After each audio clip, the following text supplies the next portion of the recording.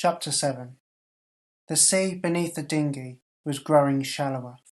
First the faces of the wading islands appeared above the waves, and then their shoulders. Oliver looked down through the clear water and saw mermaid villages, clustering on the silvery sand of the sea floor. The islands set their huge stony feet down carefully, picking their way between huts and fish farms. Iris peered down too, trying to spot people she knew. Merfolk were darting in shoals between the island's feet, but Iris was too short-sighted to make out their faces. Ahead, some of the isles had stopped, a crowd of great stony heads rising from the water. Their voices boomed across the sea, exchanging greetings and stories of their travels. "Look," said Oliver. In the midst of the waiting isles stood the Thirlstone. There was no mistaking that towering outline, with the stolen submarine right on the top. The islands around it were all casting wary, envious looks at its fine wig. Iris flapped the dinghy closer. A fire was blazing among the trees on the Thirlstone's top. Now and then a small, cavorting figure was silhouetted against the flames. The sound of drumming echoed across the water. There was no sign of those dangling glass globes. Oliver felt awfully afraid. He remembered what Cliff had said about the Thirlstone's liking for blood. Was that why Stacey de Lacy had captured his parents? Perhaps he was hoping to impress the other rambling isles with human sacrifices. "I have to go and find them," he said. The only answer was a snore from Iris. Tired out by all that tail flapping, she had fallen asleep. "How can you fall asleep at this time? Iris, wake up!" Draped over the dinghy's stern. Oliver did not try to wake her. He could see that she was far too exhausted to help him free his parents. He pulled her into the dinghy and tucked a blanket from his rucksack over her. He looked around for Mr. Culpeper, but the albatross had flown off to talk to some of the gulls which wheeled in white clouds around the other rambling isles. Oliver scrawled a note to Iris on the inside of a caramel bar wrapper, then quickly stripped down to his special explorer's pants. He snapped on some goggles and a pair of frogman's flippers, which he found in his rucksack, and dived into the sea. How big's his rucksack? He struck out quickly towards the Thirlstone. Crowds of merpeople and shoals of silver fish darted beneath him, but they were all far too busy and excited to notice him. The Thirlstone's rocky head towered up into the darkening sky ahead of him. On its black sand beach only the surf moved, but up on its top he could hear sea monkeys cheering and squealing, pounding on stone xylophones and sealskin drums. Oliver swam and swam. He was a good swimmer. He needed to be, after all the shark and crocodile and piranha-infested waters that Mr. and Mrs. Crisp had made him swim in. But the Thirlstone did not seem to be getting any nearer. He realised that it was moving again, shuffling its way right to the front of that crowd of giants. A little cold finger of panic tickled Oliver on the back of his neck. He looked back. He had already swum a long way. So what a nice phrase there. A little cold finger of panic tickled Oliver on the back of his neck. Amazing. I love it. He was shivering slightly, and although the hallowed shallows might only come up to the knees of the rambling isles, Oliver was still far out of his depth. He thought for a moment of shouting for Iris, but he wasn't sure what might happen if the rambling isles or the merpeople heard him, and realised that a human being had come to their sacred seas.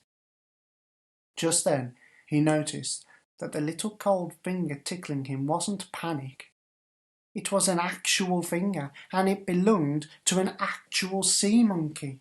He yelped with fright as the creature doggy-paddled around in front of him, grinning madly. "Eep!" it said, eyes blazing with reflected moonbeams. It grabbed Oliver by his wrist and started pulling him with it through the water towards the Thirlstone. For a moment, Oliver struggled, fearful of capture. Then he looked again at the monkey's grinning face and changed his mind. It was trying to help him. "Eep," it said again, and with an answering "Eep," another monkey appeared, sliding over a wave top and seizing Oliver by his other wrist. They chattered at each other, kicking their powerful little legs, hauling him forwards through the water. In ones and twos they seemed quite cute, he thought. Perhaps they weren't such bad creatures after all. Perhaps they just wanted to play. A third monkey appeared, then a fourth. The Thirlstone was definitely drawing nearer now. That rowdy party was still going on up above, but from nooks and crevices in the island shores more monkeys were jumping down into the surf and swimming out to see what their friend had found. Their small hands stroked and prodded Oliver. They added their strength to his, and he surged through the waves, closer and closer to the Thirlstone's beach. And then, all of a sudden, there were too many monkeys, and the newcomers began... too many monkeys. They all wanted to play with Oliver, and the newcomers began to squabble with the ones who'd found him first. Some climbed onto Oliver's head. Some wrestled his right flipper off and clung gleefully to his toes as he kicked and twisted, trying to dislodge them. He started to feel as if he was swimming in wet green fur instead of water. Monkeys were using him as a raft, scrambling up onto his shoulders and crowding on his head and forcing him under. A scrabbling, squabbling ball of monkeys surrounded him as he sank, and they were so busy taunting and fighting and teasing each other that none of them stopped to wonder if the boy in their midst could breathe under water. Down and down they went, while Oliver kicked and punched against the kicking, punching monkeys. He felt his other flipper torn off. Then his goggles. Strong little arms tugged him this way and that way, so that he was afraid they'd pull him to pieces if they didn't drown him first. At last, with a wild jerk, he jackknifed free of them and struck out blindly, leaving the monkeys to swirl and tumble behind him, not realising yet that he'd broken out. Whew. The Thirlstone's flank was a dim, dark wall in front of him. A deeper darkness showed in it. Oliver swam in, thinking it was a cleft that might hide him from the monkeys as he clawed his way back to the surface. In fact, it was the opening of a narrow cave.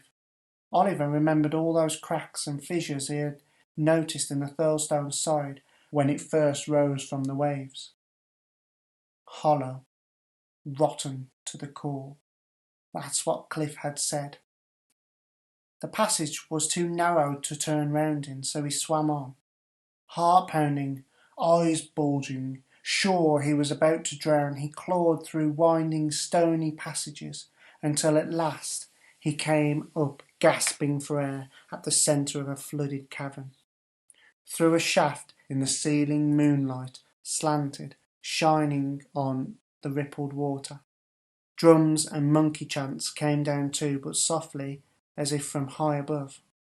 Things brushed against Oliver's legs as he trod water in the middle of the cave.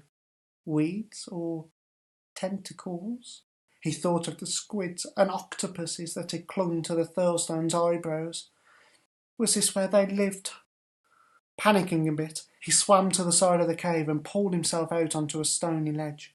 Behind him, the water slopped and gurgled. He imagined disappointed monsters sinking back into the depths. An opening in the rock wall led into another passage. This one was dry, and moonlight came down it. Crept along it. It sloped steeply upwards, round like a stone throat. Weeds and ferns grew from the walls, and he used them as handholds whilst he climbed. Next chapter is chapter 8.